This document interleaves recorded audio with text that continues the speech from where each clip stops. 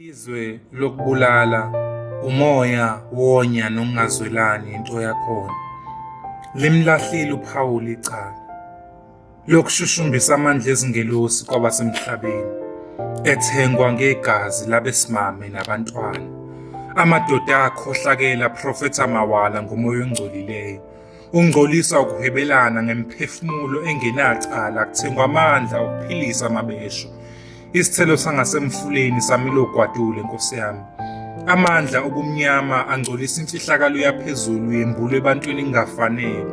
Impilo yamanje ngiyayiqala, labantu kangibazi, kufunga umdali ethi owami umfanekiso. Kawusilona lolu hlobo, izinto sezimana ukwenzeka. Sekwenzeka nebengingakuhlelile. Avulwa amasango ezifo ezingalapheki nendlala.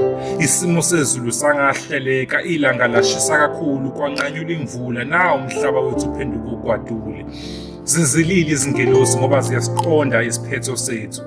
Ngapha nangapha abantu bayafa, ikakhulu abasha, befo kokuqala, okwesibili ngokwaphakade. Abangakafi ngokomphefumulo bafa ngokwezenzo, badubone embeza.